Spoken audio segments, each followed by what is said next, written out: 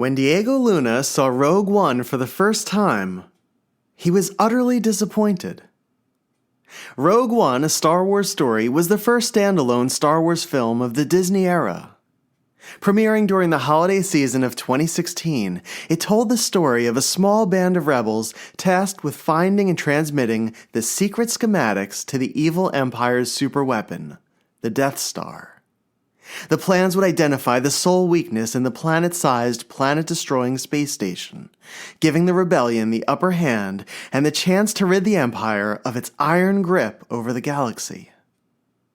The rebels' mission turned out to be a one-way journey, and every member of that squad sacrificed their lives to deliver the Death Star plans.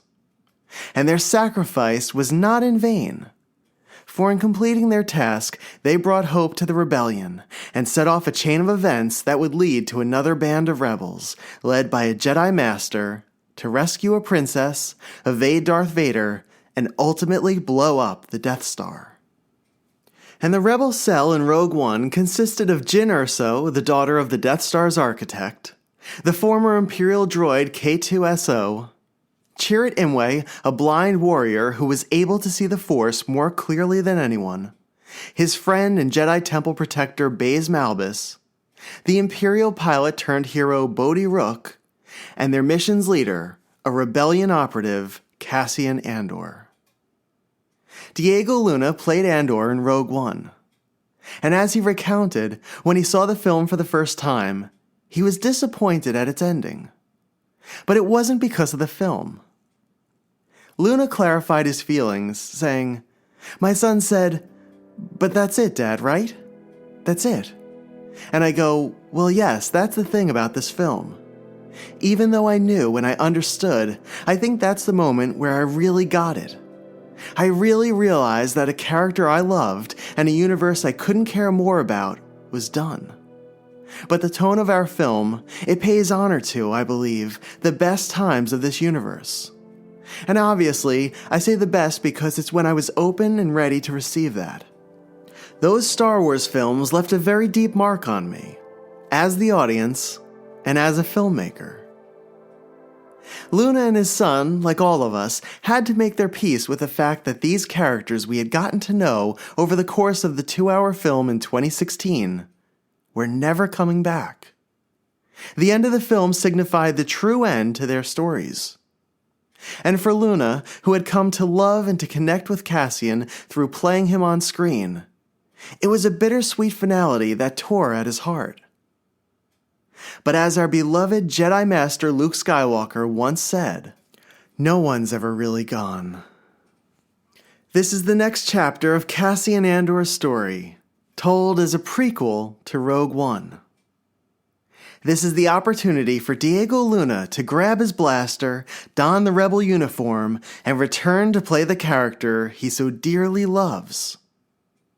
This is the history of the new Andor series, how it was created, and how it became a new hope for Star Wars stories on the small screen. And this is Star Wars, Prototypes and Production.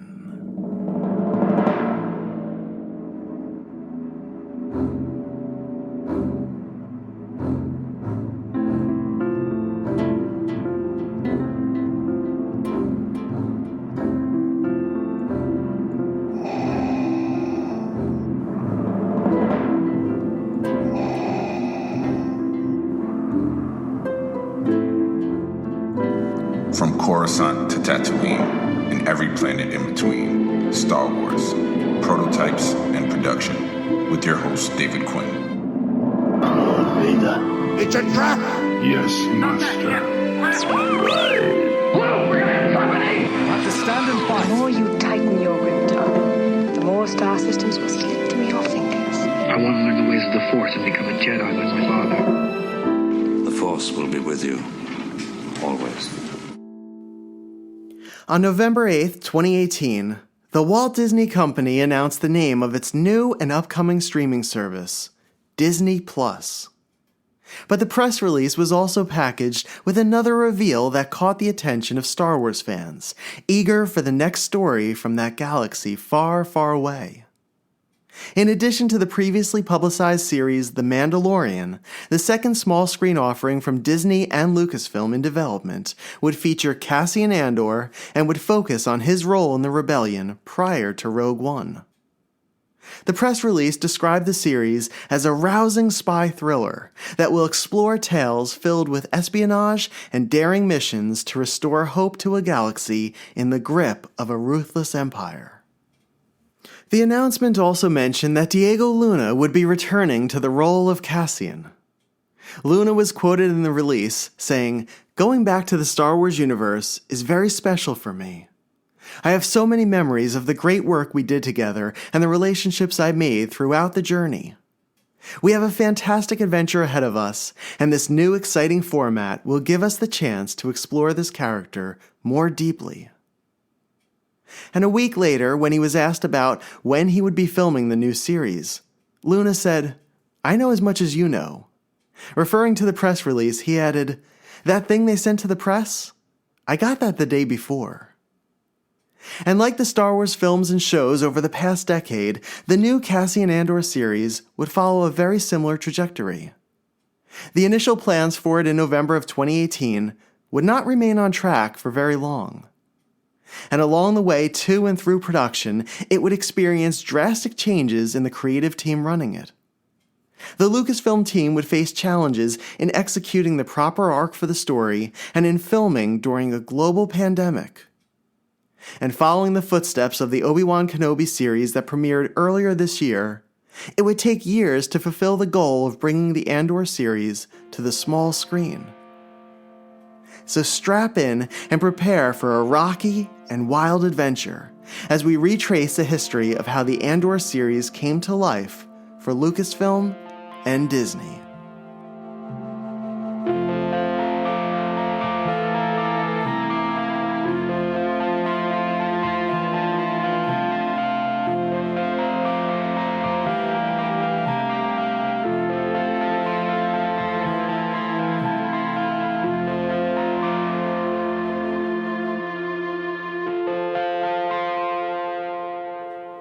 At the end of November of that year, Disney introduced Stephen Schiff as the showrunner for the yet untitled Cassian Andor series for Disney+.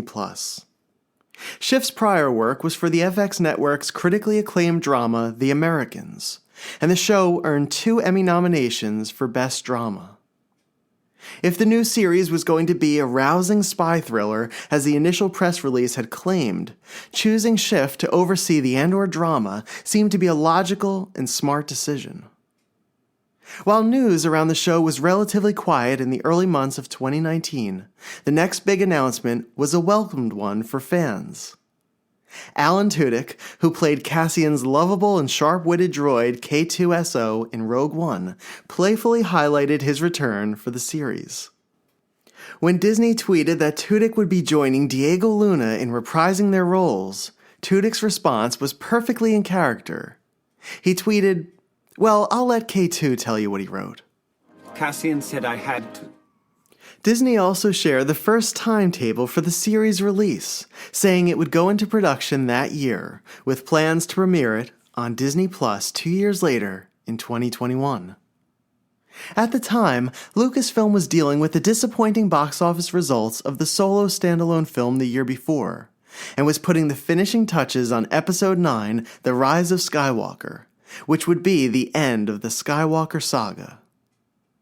Disney CEO Bob Iger publicly mentioned he was instituting a slowdown of Star Wars theatrical releases after Episode 9. And with The Mandalorian heading to Disney Plus in 2019 and the company's shifting focus to bulking up its streaming service, 2021 made sense for the premiere of the Cassian Andor series.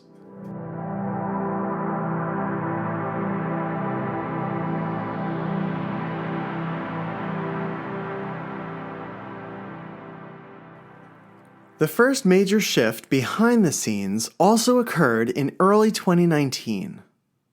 Without an official announcement, Disney quietly brought in Tony Gilroy to help shape the series. Gilroy was the writer behind thrillers like Michael Clayton and the Bourne films, and initially brought his mastery of suspenseful storytelling to Rogue One, a Star Wars story. In June of 2016, 6 months before Rogue One's release, a desperate Disney looked to Gilroy to fix the film's problematic story and ending. Through a series of reshoots and a substantial reworking of the film, Gilroy helped to turn the story into one of the stronger and memorable Star Wars offerings of the Disney era. Gilroy's change to the ending also brought about something audiences had never previously experienced from a Star Wars film: the deaths of all of the main protagonists, including Cassian Andor. But it was Gilroy's tweaks that gave the film an emotional weight that might have been missing otherwise.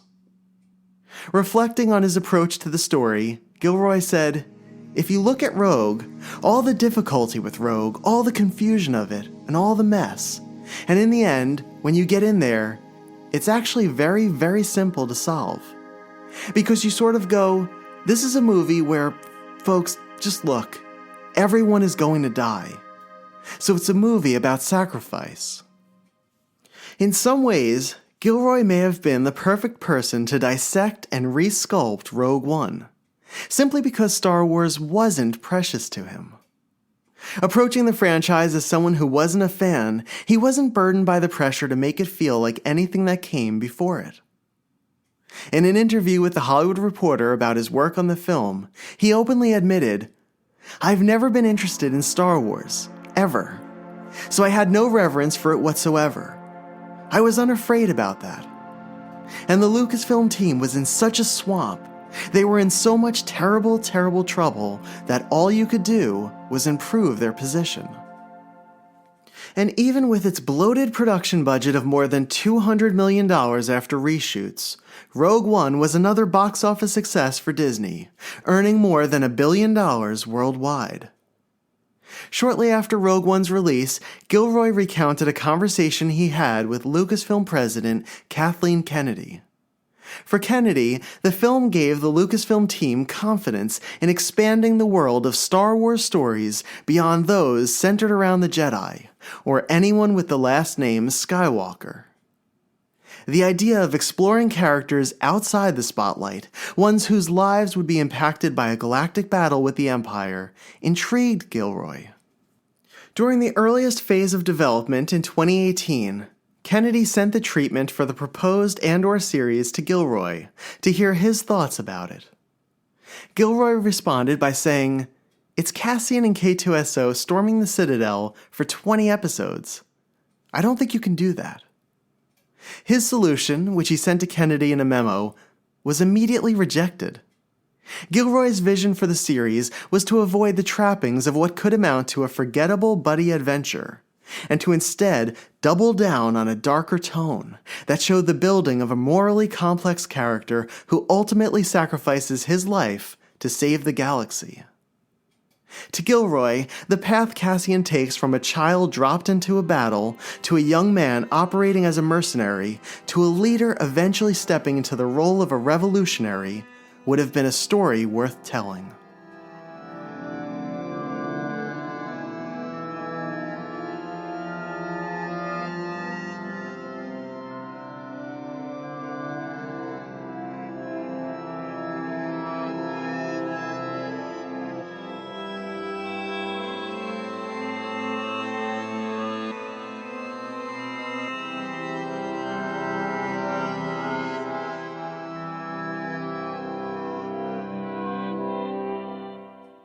By 2019, the Andor creative team, led by showrunner Stephen Schiff, was struggling to break the direction and tone for the story.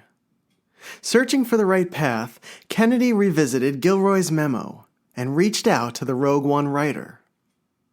Whether it was the clarity that can come with time, or from figuring out what they didn't want in an Andor story, Gilroy's memo all of a sudden seemed to be the direction that made the most sense for the character. Gilroy began working on fleshing out the story from that original memo. Once he had a full arc for the character and the show, he contacted Diego Luna. Luna was being driven through Mexico City at the time and was very careful not to say too much during the conversation with Gilroy, for fear that someone would hear him discussing a secretive Star Wars project. But Luna loved what Gilroy presented to him. In Gilroy's hands, the Andor series would be a refugee story, one to which Luna could relate. He described that feeling of having to move as the Empire continued its sweep over the galaxy as a profound one, and when Gilroy asked him to take the risk with him, to join the rebel force to create this show together, Luna said yes immediately. Gilroy worked on the series privately for a number of months. In October of 2019, Disney announced that Gilroy would be part of the Andor team, working alongside Stephen Schiff. And the release mentioned Gilroy would write the plot and would direct a handful of episodes.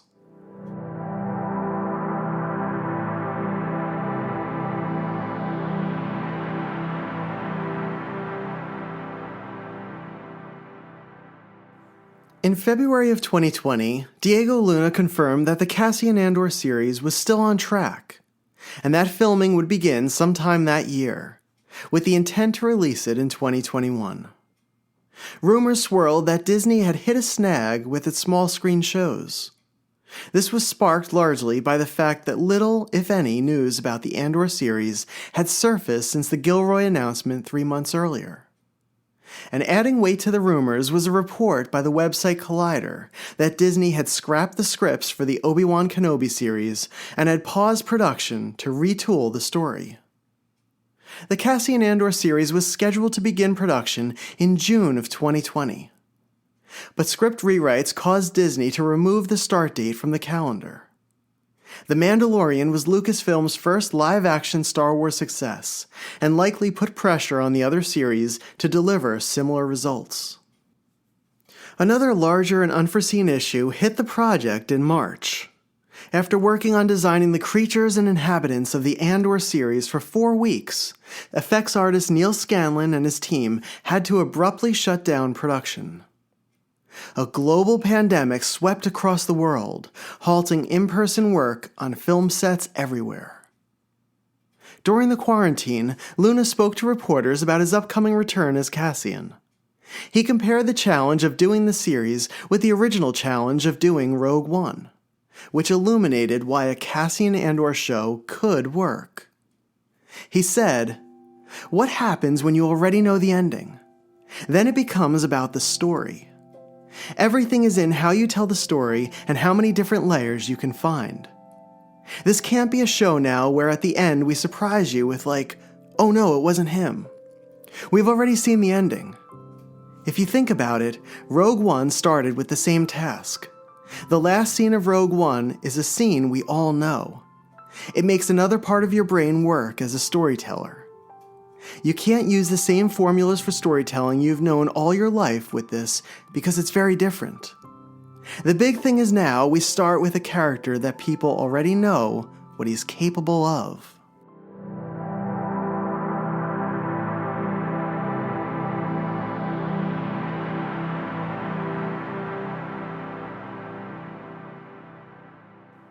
April brought another creative shift to the development team. Stephen Schiff stepped down from his role as showrunner for the still untitled series. Tony Gilroy became the showrunner and intended to direct multiple episodes, which was set to begin production in October. During this time, a number of high-profile actors were announced for the series. Stellan Skarsgård, who had appeared in the Avengers and in the latest Dune film, was set to star alongside Kyle Soller of Poldark fame, and double Olivier Award winner Denise Gough. And actress Genevieve O'Reilly would reprise her role as Mon Mothma, one of the earliest leaders of the rebellion. As film production resumed around the world in September, Disney selected Toby Haynes to direct the series. Haynes was a UK-based television director who had worked on shows like Sherlock and Doctor Who. And while Gilroy had planned to direct the first 3 episodes himself, he opted to cancel his plans to travel to the UK for filming during the pandemic. The series had its stars. It had its showrunner. It finally had its director and a start date for production. But it was still known only as the untitled Cassian Andor series. And that was about to change.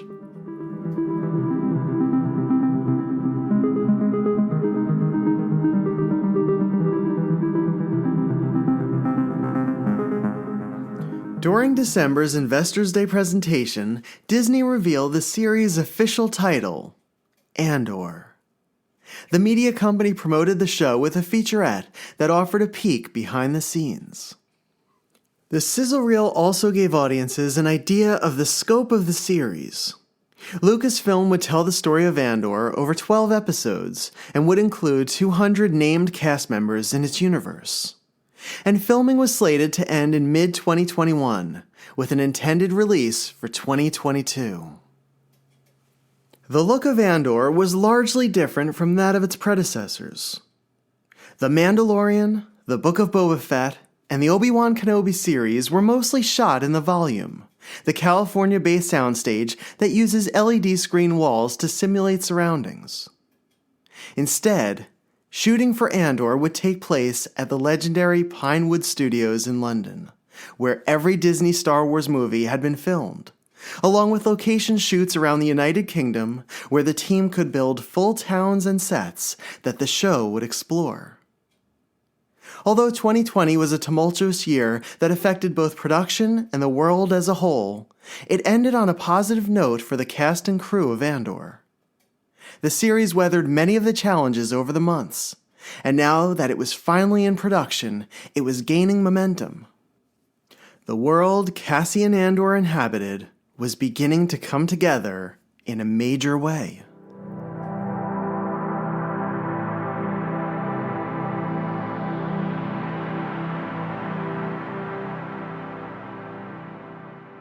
For the Andor series, 2021 started out with 2 director additions and the unfortunate loss of 1 cast member. Ben Karen, director of 11 episodes of the Netflix series The Crown, would join Tony Gilroy and the Andor team behind the camera. And Susanna White, whose work included feature films and the Showtime drama Billions, would also direct a few of the Andor episodes as well. One character who would not be fighting alongside Cassian would be his Rogue One sidekick, K2SO.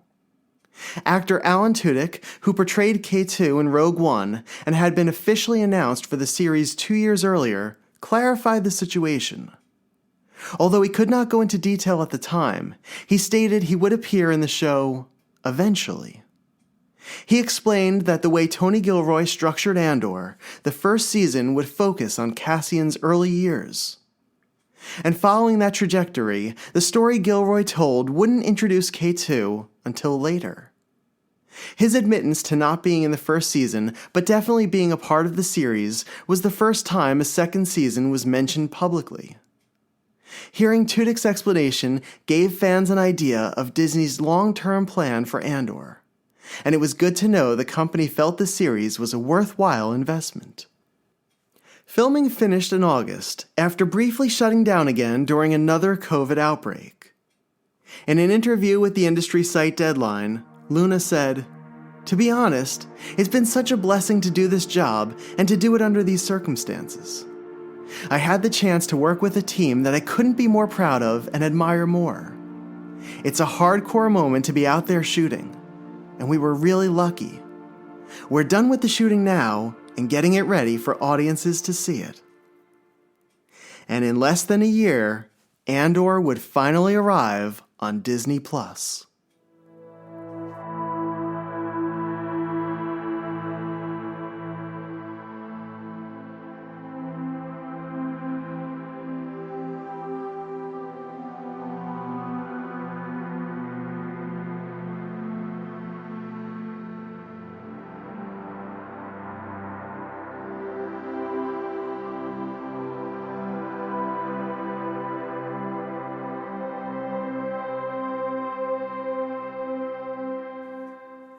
In May of this year, the Star Wars Celebration event in Anaheim, California, kicked off the marketing blitz for the series.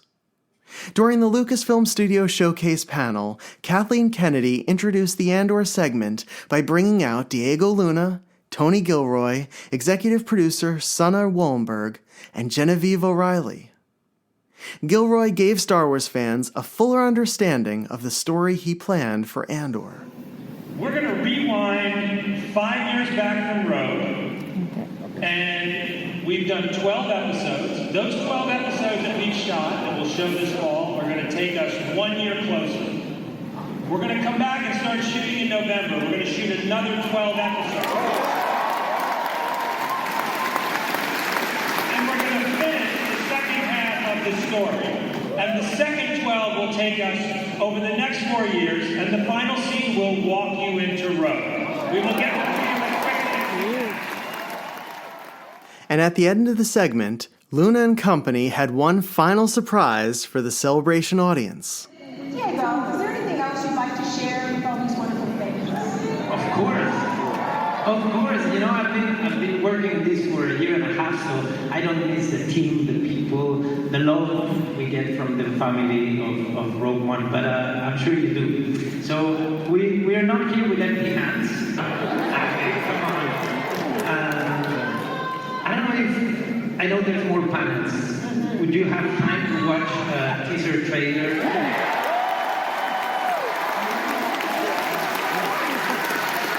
Okay, so you're gonna see a teaser trailer. There's a lot to come because our show doesn't open tomorrow.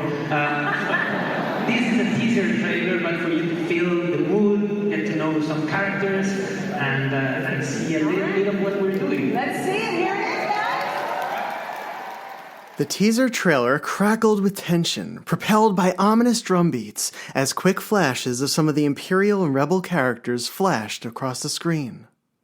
The end of the trailer showed a grim and determined Cassian, and then cut to Fiona Shaw's character delivering the gut punch of a line. That's what a reckoning sounds like.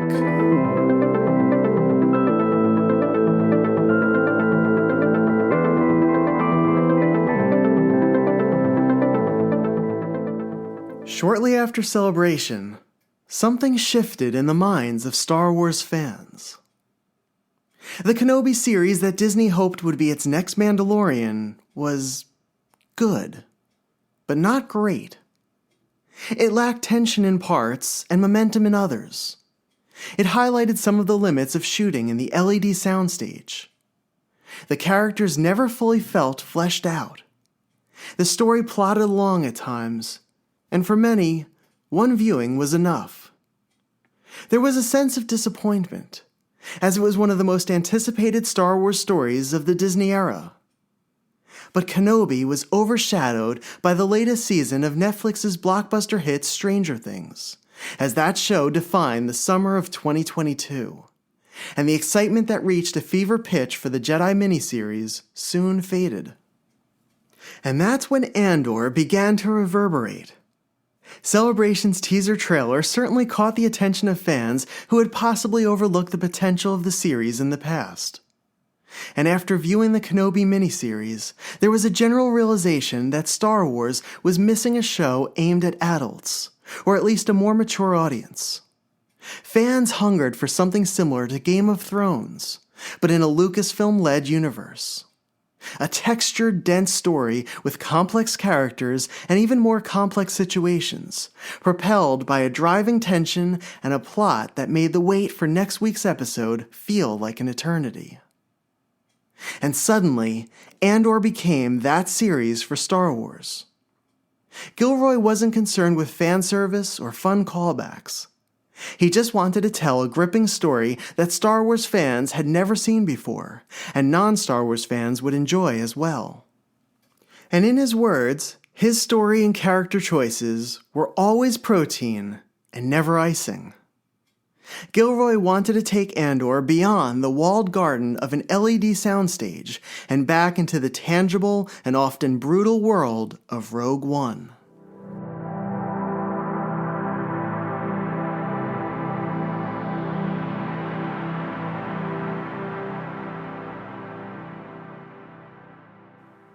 At the beginning of August, Luna promoted the series on Good Morning America, unveiling the official trailer. The trailer, cinematic in its scope, had the muted colors and grittiness of its predecessor, Rogue One, and more closely resembled a film than a streaming series. The actor described the arc of the series as centering around a regular guy who falls into an extraordinary situation as a revolution begins to boil. Luna added, It reminds us what we're capable of, what we're all capable of. Disney also made one last change to the series. Instead of releasing it on August 31st like the company had announced at Celebration, it would push the date back one more time, and with good reason. Delaying Andor meant that Disney could instead focus its energy on promoting the release of a show from its other large blockbuster property, Marvel's She-Hulk. To date, the company has never premiered a Marvel show and a Star Wars show in the same month. And an August 31st date would have placed Andor directly between two of the biggest fantasy releases of the year: Amazon Prime's The Lord of the Rings, The Rings of Power, and HBO's Game of Thrones prequel, House of the Dragon.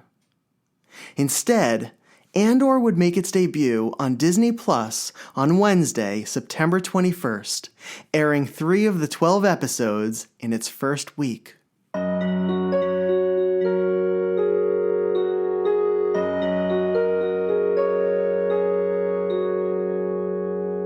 For Star Wars fans around the world, Andor carries the anticipation that comes with a new adventure. We are on the cusp of having a new Star Wars show to watch, and a new set of characters and planets to explore.